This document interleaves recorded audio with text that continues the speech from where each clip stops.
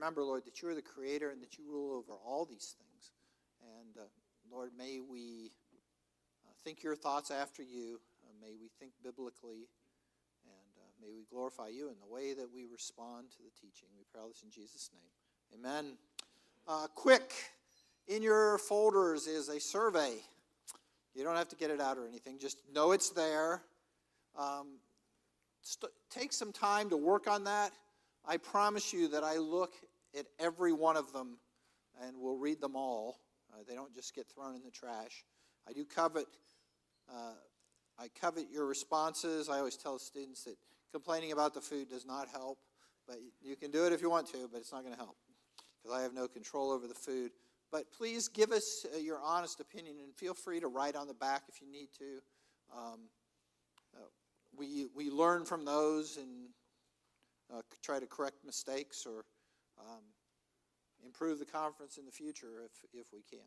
So just a reminder of that. We'll remind you again, the best time to hand them in is when you turn in your key, but if you want to turn it in to Debbie when you check out, that's okay. But we really, really want you to think about it and take a little bit of time on it, okay? I've changed the order of my talks a little bit. We're going to do blessing of fruitfulness today, and then I'll talk the other two talks, illness and death, really good, encouraging things we'll talk about tomorrow. So I work with a lot of childbearing age women who usually are married in happy relationships, and I don't think I know any of them that have more than one or two children. And I think as we begin today, we need to think about what is the assumed norm in our culture about children. First of all, how many children should people have in our? What does our culture say about how many children should they have? Yeah, 1 to 2 or none. Okay. Actually, Debbie sent me a graph of looking at birth rates of all the most developed countries. And the United States is at its lowest point in history now. And it is a straight down curve. It's not, just a little dip here and there.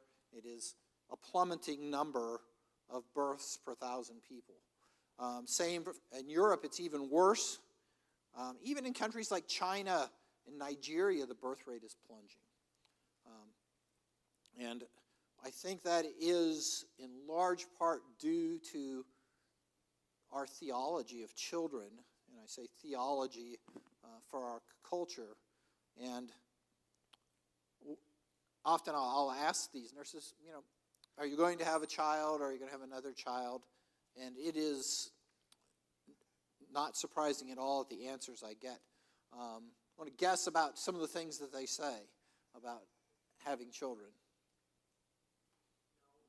What? Yeah.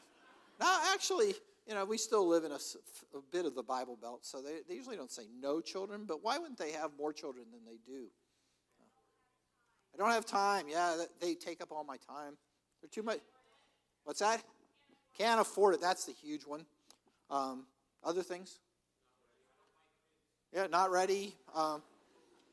I hear a lot of times I talk to them about homeschooling, and they go, "Well, I couldn't do that. I'm not good enough to take care of children." Other things the world teaches is that they're bad for your career. If you have children, then you can't have a career. How about bad for the planet? That's one that we're hearing more and more. And one that really bothers me, and I see this with Christians, is I want to live my life. I want to have fun. We want to go to the beach and we want to go to Europe and things like that. And if we had kids, we couldn't do that. And so children are, if any, in general, considered to be, at best, a difficulty and often a burden to be avoided, and they're not considered to be a blessing. So, but what does God say about children? Okay, we start out in Genesis 1:8. There's a command to be fruitful and multiply, repeated later in Genesis after the flood. So we are commanded to be fruitful and multiply, that dominion mandate. We see the promise to Abraham that its descendants would be as numerous as the sand of the seashore. And you, as godly believers, are the answer to that promise. You are Abraham's children. Children are universally described as a blessing in the Bible. Psalm 127, behold, children are a gift of the Lord. The fruit of the womb is a reward. Like arrows in the hand of a warrior, so are the children of one's youth. How blessed is the man whose quiver is full of them. They will not be ashamed when they speak with their enemies in the gate. Next Psalm 128, your wife shall be like a fruitful vine within your house, your children like olive plants around your table. Behold, for thus the man shall be blessed who fears the Lord.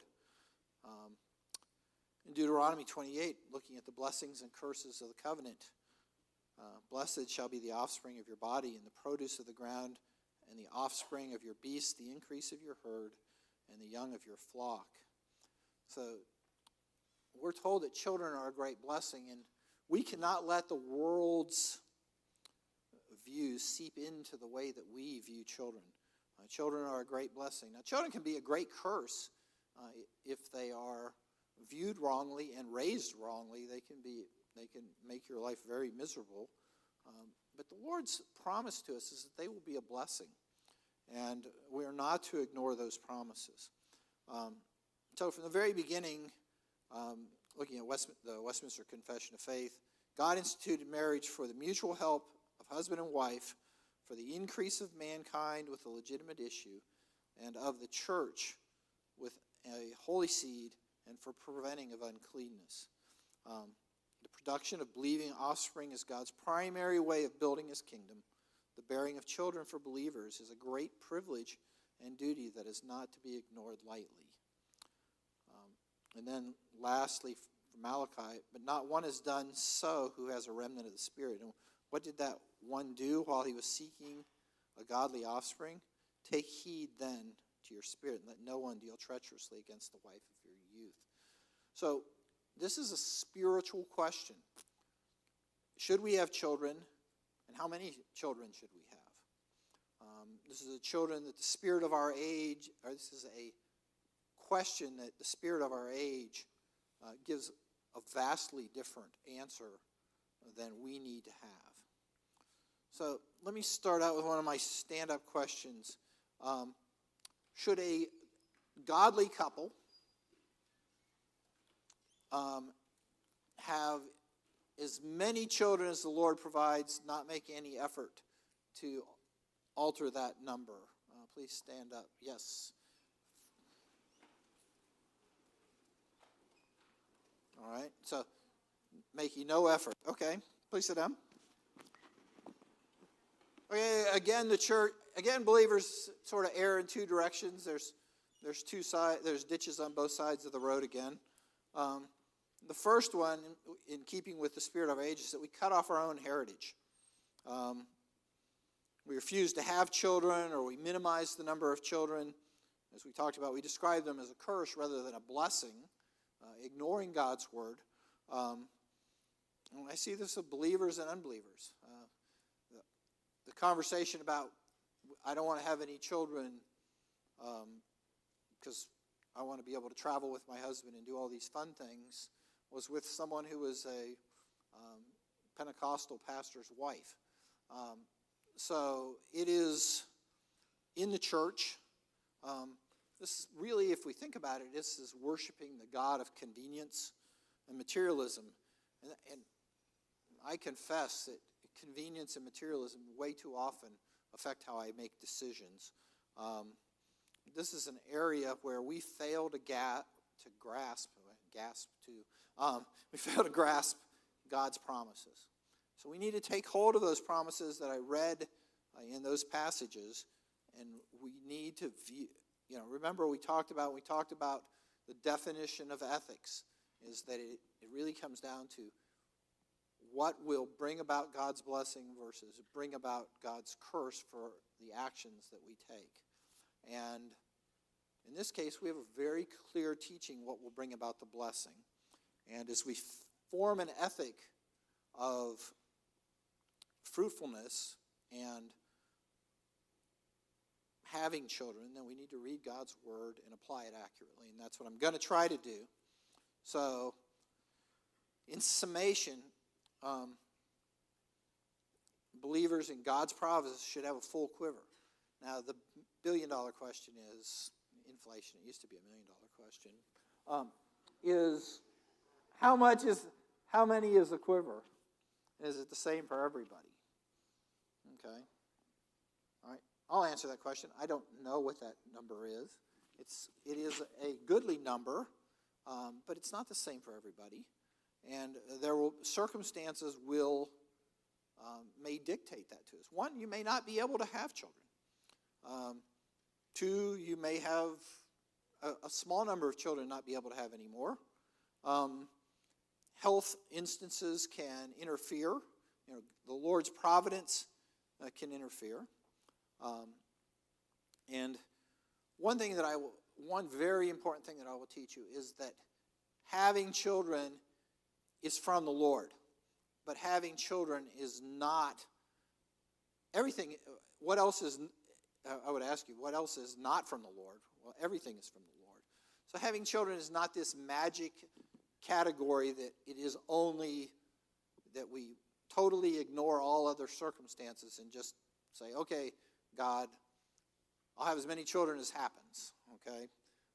And that may be okay, but that may not be okay as if you say, I'll have as many children as happen in the midst of something serious that would prevent you from safely having children. So I would urge you not to throw out logic, let's say good biblical sense, not common sense, when you make these decisions. This is not a magic thing that the Lord gives us children, the Lord causes the womb to bear. All that is absolutely affirmed, but it doesn't excuse us to be responsible for what we need to control. Okay? So having children is not divorced from wisdom. There is wisdom that needs to be applied there, and that means we look at circumstances. Okay? In general, if the Lord is having children, you're healthy, you are clearly able to afford them, and normally you can afford a lot more children than people would admit, then you should have them if the Lord provides them. But I will give you a couple examples where I would say, I'll talk a little bit later about some examples of where that might not be a good idea. Okay, let me make some obvious presuppositions here. All of the activity of having children is in the context of marriage between, a monogamous marriage. I didn't have to say that when I taught this 13 years ago to this conference because everybody assumed that. But now we have allegedly, sodomite couples having children. So all of these contexts are within the bounds of marriage. So I'm going to talk about contraception, birth control. We'll start first where Christians as physicians should not be prescribing birth control to unmarried men and women. Okay, that's going to get you in a lot of trouble. May get you fired. May get your license attacked. But it is not our job to encourage fornication, and we, I think, in good conscience can say it is not biblical to provide those things. Now, the second question is it, all right, well, I'll ask you, is it ever legitimate for married couples to use birth control? All who think it is, stand up, please.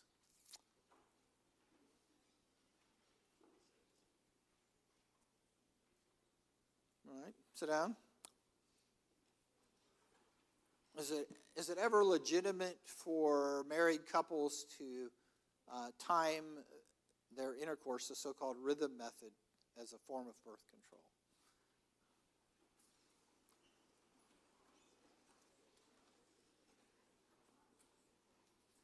Okay, sit down, please.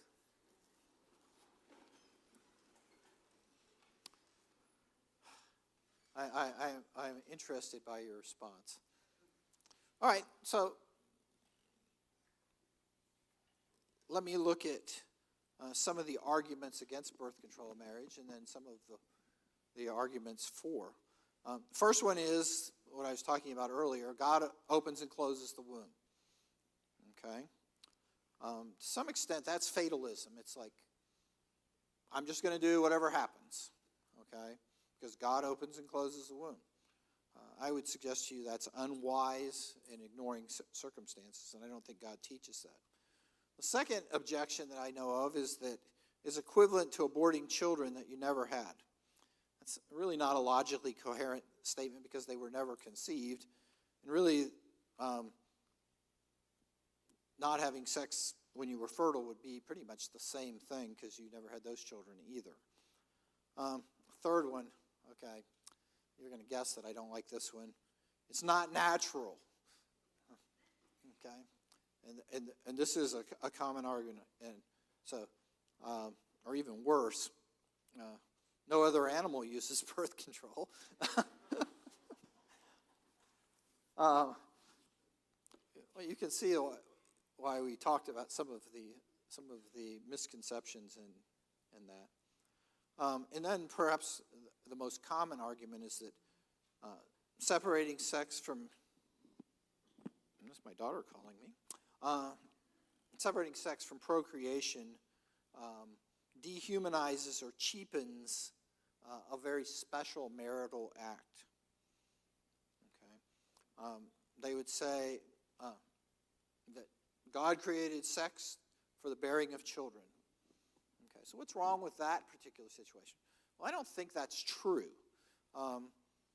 It denies the unique pleasure of intercourse between husband and wife.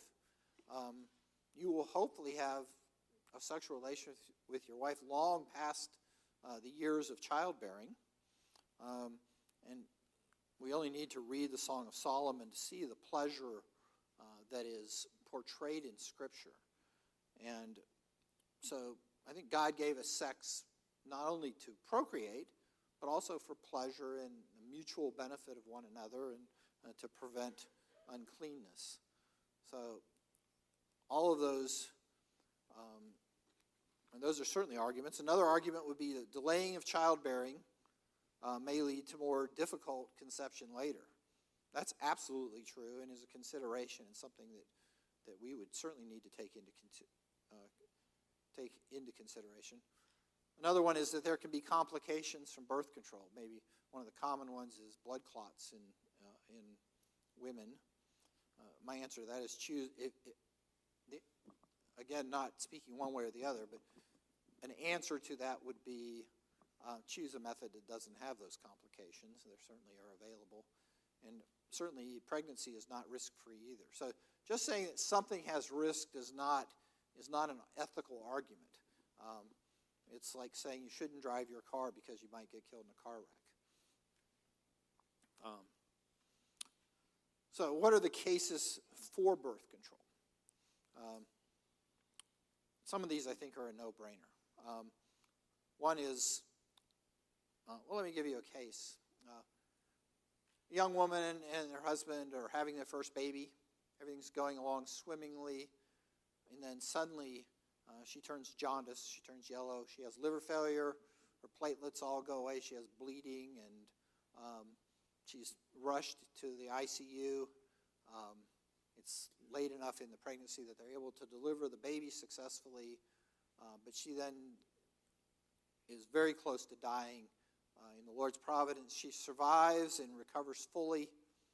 And then they speak to their doctor, and he says that there's a condition called HELPS, which has a greater than 50% chance of happening again if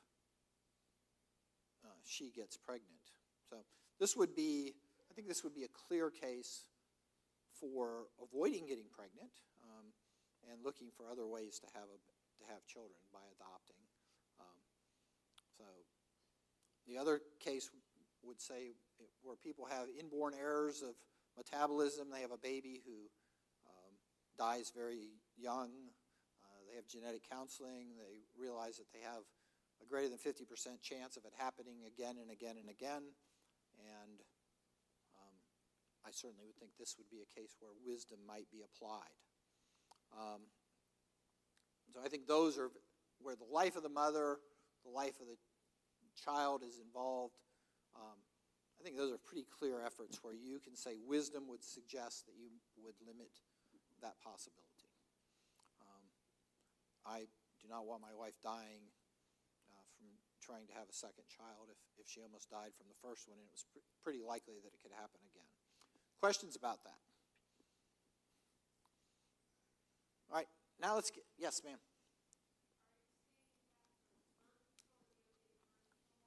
Well, I think, avoiding getting pregnant, and which is some form of birth control. We'll talk about that in a second. What about other situations? I think there are times where it's clearly not a good idea to get pregnant.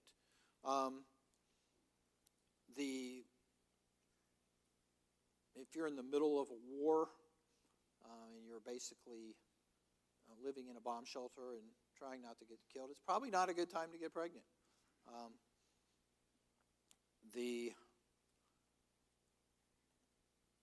I think anytime we start looking at circumstances, I personally think that if you truly, take an example where a family the husband has lost the ability to work, they're barely making it by on what they have, and they have 3 children. I think you can make a case that wisdom might say that you shouldn't have more children. I think any of these I think the life and death situations are very clear. I think those are 6 commandment issues. I think the other ones are wisdom. This is where you have counsel from your doctor, from your pastor, other believers. But I personally do not think that we ban all birth control. Now, there are sometimes, just looking at from a greater to the lesser argument, that marriage is not a good idea. Okay, and we know marriage is one of God's ideals, but there are times where it is not a good time to get married, and there certainly are times where it's not a good idea to have children. And I think the Lord has given us tools that, as long as, again, we go back to the goal, motive, and standard, that we don't have to have all the children we can have right now. So I think we always are looking to be fruitful. We're looking to have our quiver full. We're looking for the blessing of children. But there may be circumstances that say, that could wait a year.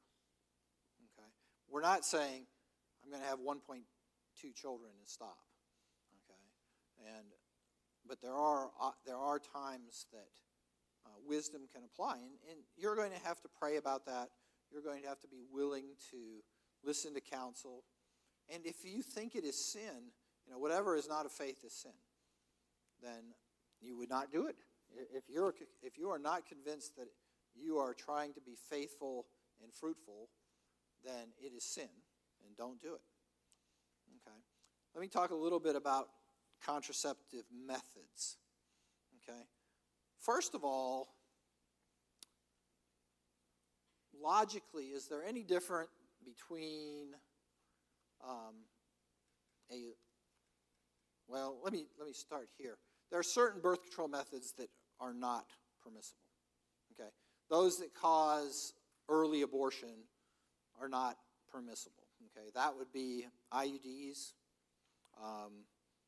most birth control pills, certainly the whatever Plan B contraceptive, morning after pill is the name for it, which is now causing more abortions than were done before Roe versus Wade was overturned.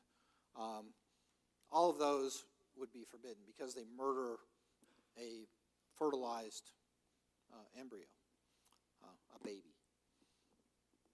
So, secondly, things like berry methods would be acceptable. There's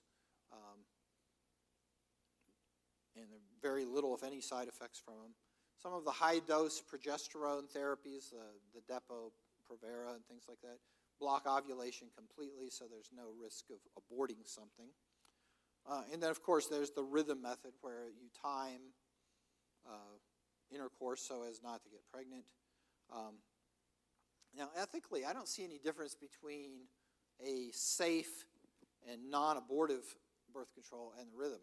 Both of them have the same motivation, the same goal, and the same standard, really.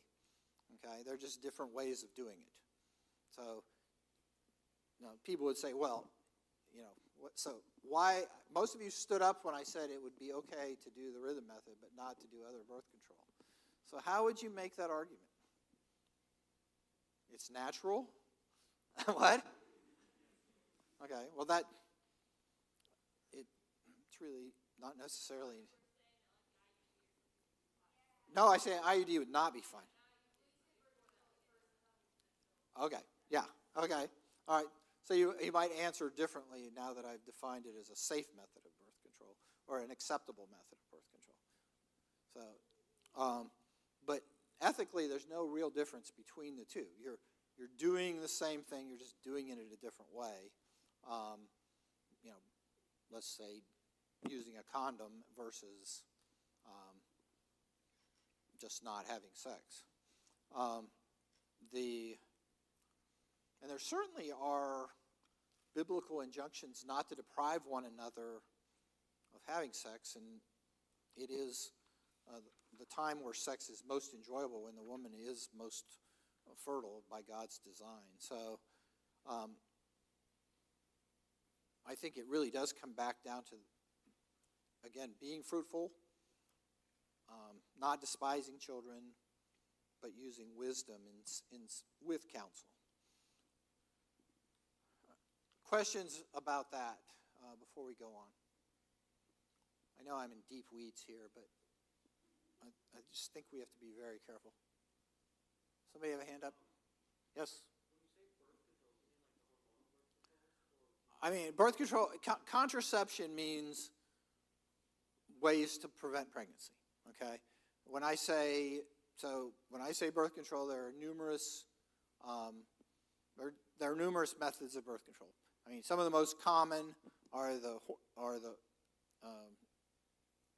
hormonal birth control. With most of the pills, I would say, are not acceptable because they may cause the equivalent of an early abortion.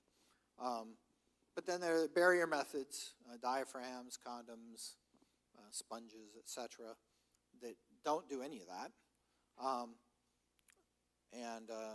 And then, as I said, there are some hormonal things that completely block ovulation, so there's no risk of that. So those may be acceptable. You really want to be talking to a Christian OBGYN about these if you're going to do them, and understand the risk, understand the benefit, and make sure that you're not taking an abortive type of treatment. Does that answer your question? Okay, now we're going to do the opposite. Okay? What?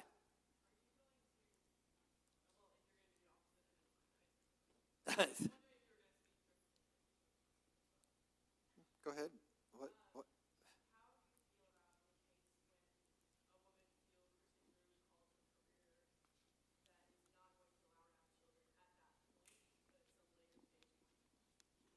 That's one of those situations where wisdom is called for.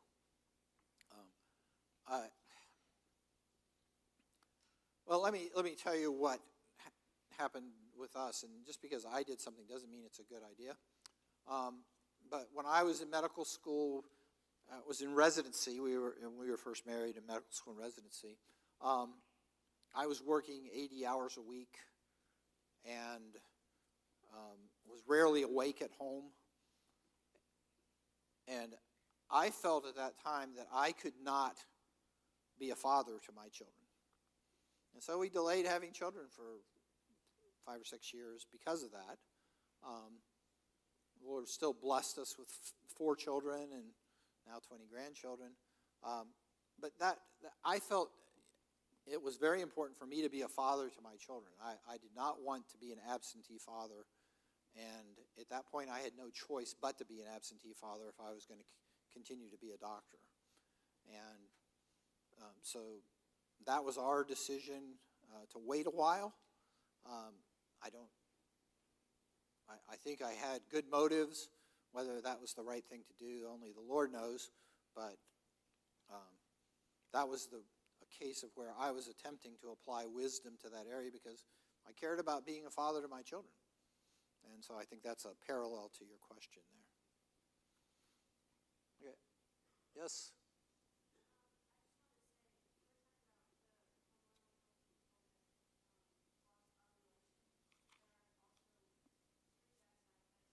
Oh, no, I'm not a big fan of that. In my business, I see a lot of people who use it and get really nauseated with it.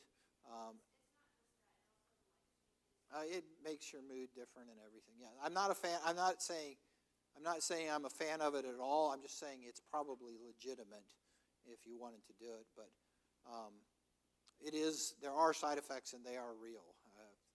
And it can.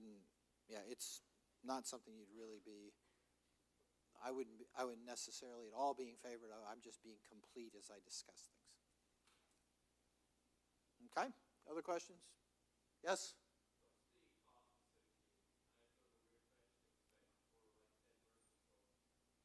For what? I don't know. I mean, compared to most medical therapy, it's been made fairly cheaply available.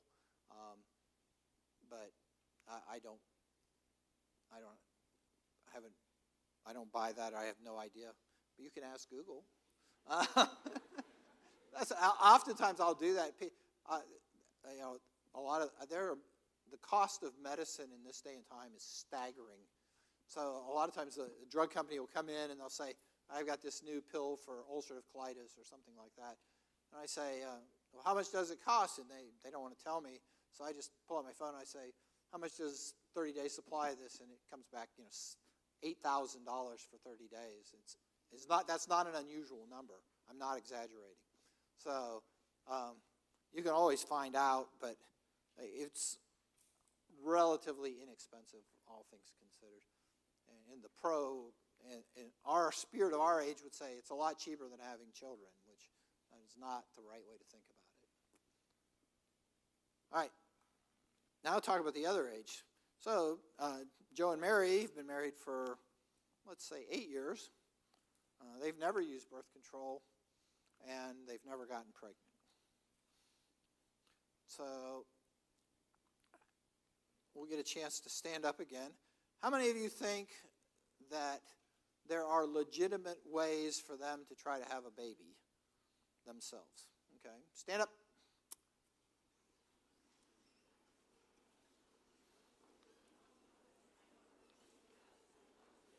All right.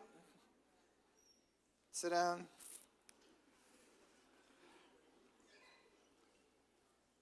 There's sort of 4, 5, 6 different ways for infertile couples to have a baby. First of all, let's look at the situation. This is in the Lord's providence. God opens and closes the womb. Okay? So whatever we're going to do here is not natural by definition. And if you're dealing with friends who have this, this is a very, very, for a couple who is wanting to have children, this is a very difficult time. And you need to be very gentle towards them. It's not a small thing at all. For some couples, it is heart-wrenching. And so when we're being friends to these people or counseling them, we have to be gentle and loving towards them. It's not a small thing at all. So there are several possible options in the fertility world these days. One is hormonal therapy that assists in ovulation. A second one would be artificial insemination, either with the husband's sperm or with a donor sperm. third one would be so-called in vitro fertilization, where embryos are created in a laboratory and then implanted in the woman. Another one would be having embryos that were left over from another fertility treatment for another couple implanted in you. And then having a fertilized egg implanted in a surrogate mother. Okay? So those are all possible things. I'm going to go through them. I'm not going to ask you to see which one you think might be legitimate. I'm going to give you some thoughts on them. Assisted ovulation is stimulating the ovaries to produce more eggs. It's not natural, but I can't see anything wrong with it. The one big complication from it is you may have multiple pregnancies. If you're prepared to have multiple pregnancies and deal with that possibility, it's not unusual for people to have twins or triplets. Then I don't see any problems with that ethically. I think your goal and your motive are good. I don't see any standard that would keep us from having someone's ovaries. And there probably are some complications, as with any treatment. But if you find those risks to be acceptable, then I don't see any problem. Second one, artificial insemination. This is a very controversial area, so I'll give you my thoughts, and you can come up with your own thoughts on this. I see I don't think anyone minds if they specially implant the husband's sperm in the right place to fertilize an egg in the wife. That sometimes is technically necessary. There's uterine problems or something where the sperm are not getting to where they need to be. Other than it's not natural, if that's your argument, I think it's a viable medical procedure. The million-dollar question is, what if the husband doesn't make enough sperm? And they would still like to have a child by the wife. What about having sperm from a donor, either known or unknown, implanted in the wife? So the big argument against that is that it's what? Adultery. Okay, how many of you think it's adultery to do that? Stand up. Okay. All right, sit down. So what are some of the criteria for adultery? Obviously you have, so what is adultery? Okay, adultery is intercourse with someone that you're not married to. Okay. There's lust involved. And is there any intercourse involved in this particular situation? Okay. Is there any lust involved in this situation? You may not even know who the person is. I would want to know who the person is. Okay. So how can we look, what is another way of looking at it besides it being adultery? You may look at it as that you were, as a form of adoption. You are adopting half a baby this time.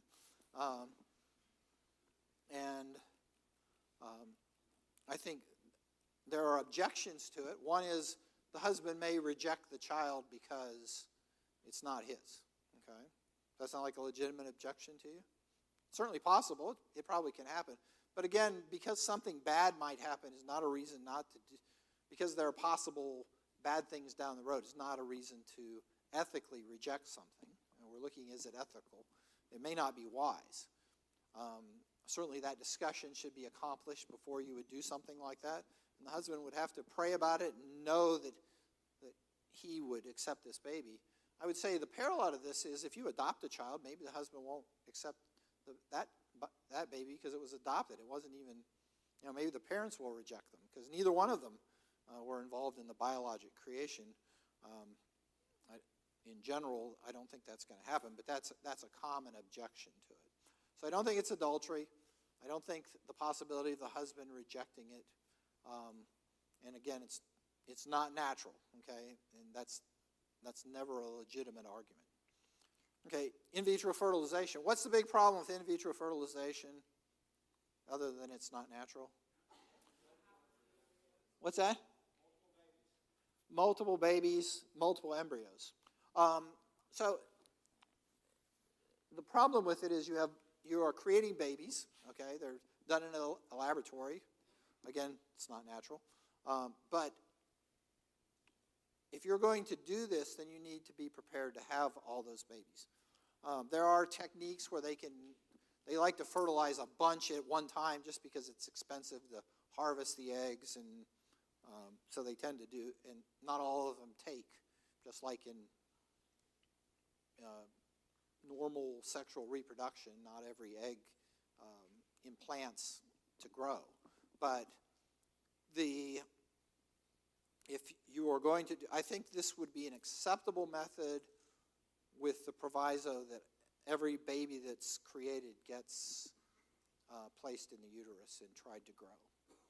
Okay, it is again those things that those embryos may be created by a donor egg or a wife's egg and a husband's sperm. Easy when it's the same husband and wife, but you have the same considerations as artificial insemination if you have to use another person's egg or sperm to implant.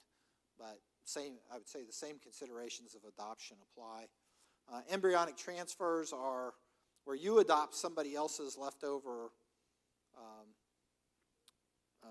in vitro fertilization efforts. These are babies. Trying to adopt them, I think, is a very noble thing, having these babies, as opposed to having them destroyed. And I don't see any ethical problem there. Surrogate mothers, that's a hard one.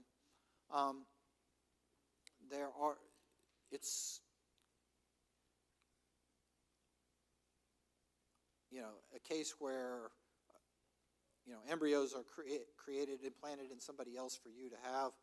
There's all sorts of wisdom problems in this. I don't think it's unethical, but it may be very unwise because the mother not wanting to give up the babies, and again, that's a wisdom thing, perhaps not an ethical thing. So these, I think, are techniques that God has provided.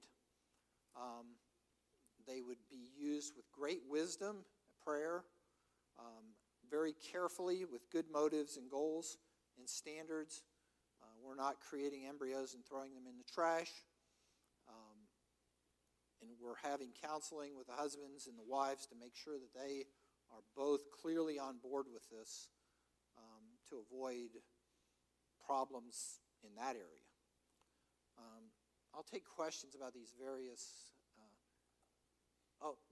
Before I answer your question, let me add one other thing. One thing we have to guard against is the idolatry of having children. We have to look at our motives of why we want to have children, why we want to have children, why we would not want to adopt children. There is a deep God-given urge for women to bear children, and you can't escape that. But we can't let that or any other desire become an idol in our lives. And so I think that's an important thing to examine in these situations where we're looking at, assisting in conception. Yes? Louder, please.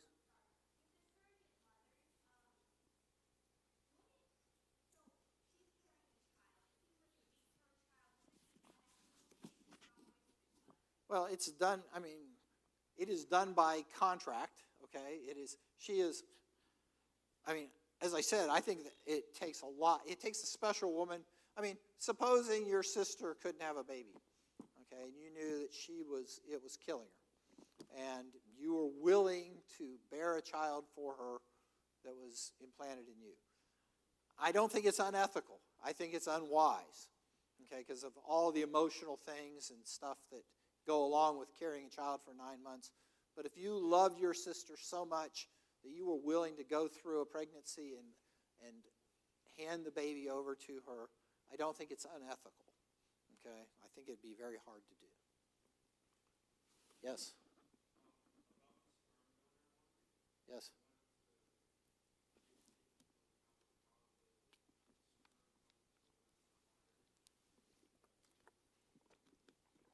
there's some questions about masturbation and things like that. It can be done ethically. You could use a condom during intercourse as a collection device. The picking one and all of that, that's details, not ethical decisions. So I think there are ways to do that properly. I don't want to get into the weeds of that, but it is, again, this is where wisdom and application of God's word would be required. Steve? Can't see you.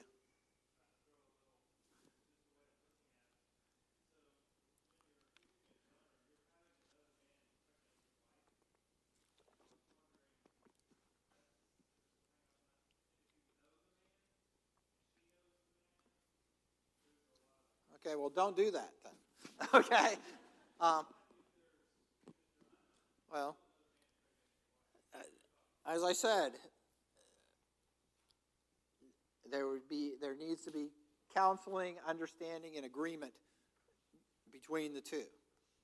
Okay, I don't think it's unethical. It may lack wisdom in those. If you're going to have problems with it, don't do it. Okay, but if a couple is clearly wanting to have a child, willing to do it, have prayerfully considered it, and prayerfully agreed to it, then I'm looking at the ethics of it, the right and wrongness of it, and I can't bring myself to say it is entirely wrong. But as I said, we don't check our wisdom at the door on any of this. We don't check our wisdom at the door in deciding whether that it may just not be a time to have more children. We don't check our wisdom at the door when we take advantage of some of the really miracles of modern medicine. But they may still be, they are miracles, but they may be totally unwise for your situation. So don't ever check your wisdom at the door. Many counselors, be in prayer, know God's word, and especially know your spouse. Because, when you do it, there are many children who have been born through some of these methods, and they are loved, and they're been great blessings to families. So, but don't check your wisdom at the door. All right, we got. Yes. Wait, you already asked one. You can't ask anymore. No.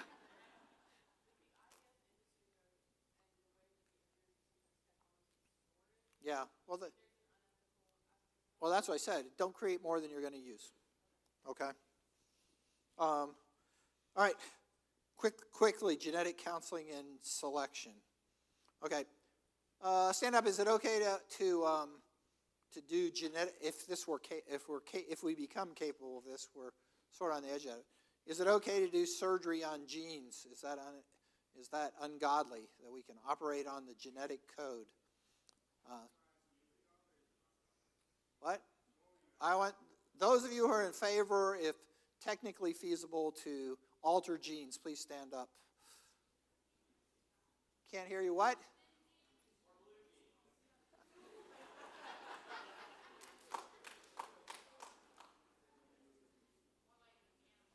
What? I'm talking about in people. Let me say you can modify a gene that causes.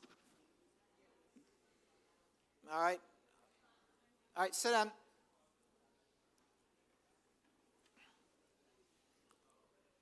All right.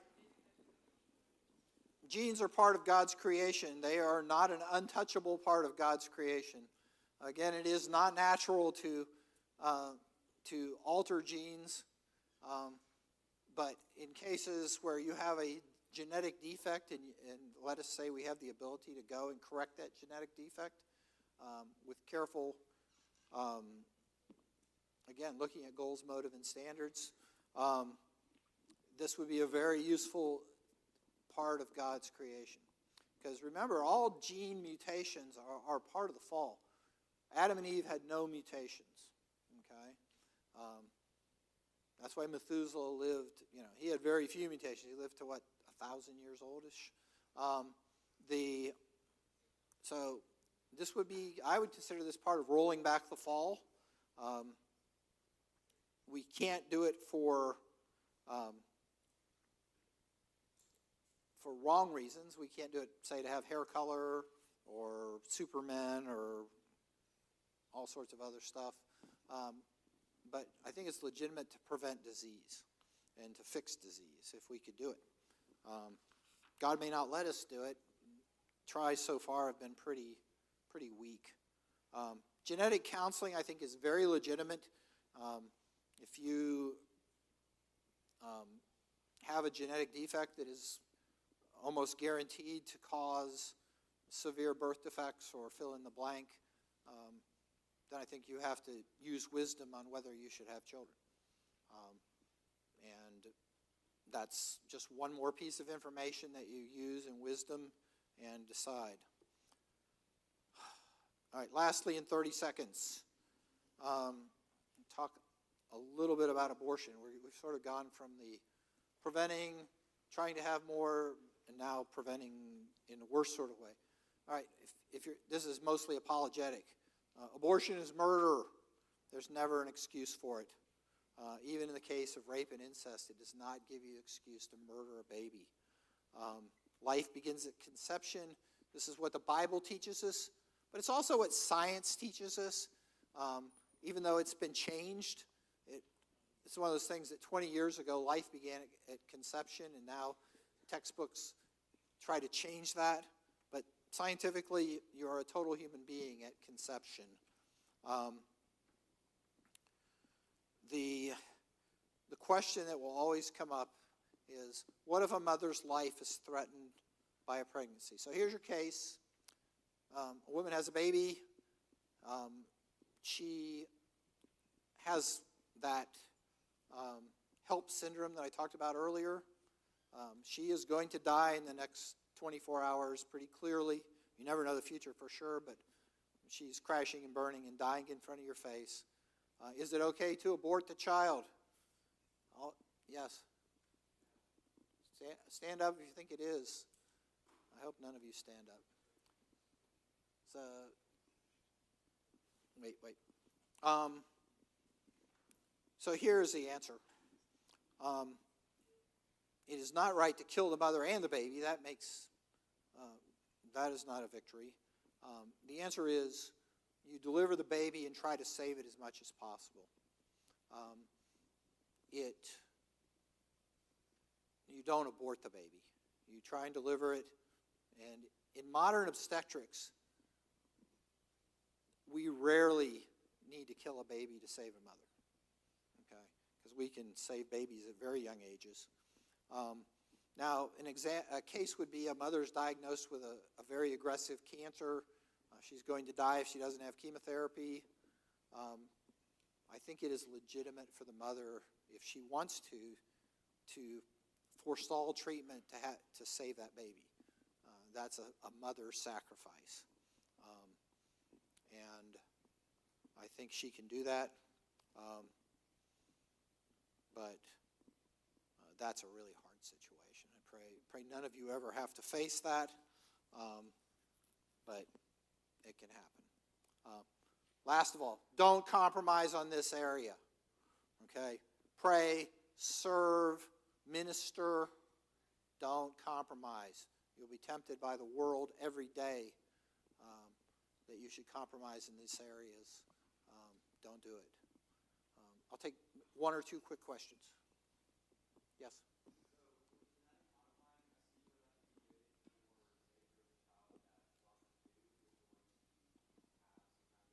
Yep.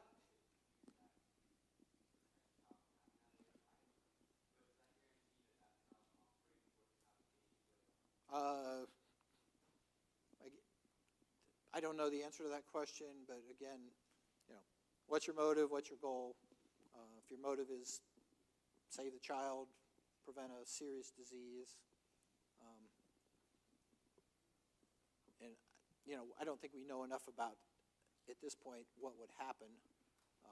It's just that this is likely to come in our fairly near future. Maybe it won't. Maybe God will prevent it. But we can do lots of different stuff.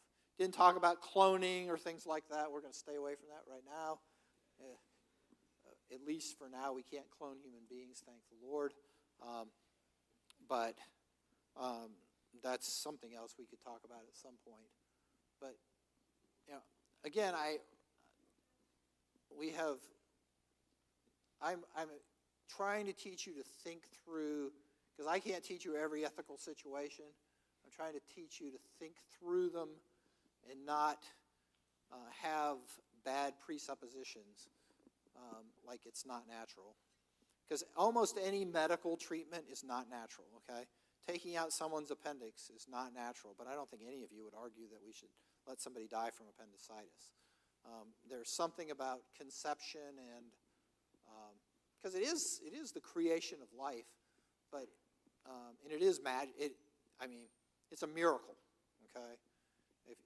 How you can believe in that this all happened by accident that means you know nothing about what a miracle it is for a person to be formed from two cells. It is a miracle. So let's close in prayer. Dear Heavenly Father, Lord, thank you for this time. Again, Lord, anything I've taught that is wrong, please make them forget it. And anything that has been taught that is correct, may we think on it, work on it, learn by it, grow in grace and sanctification.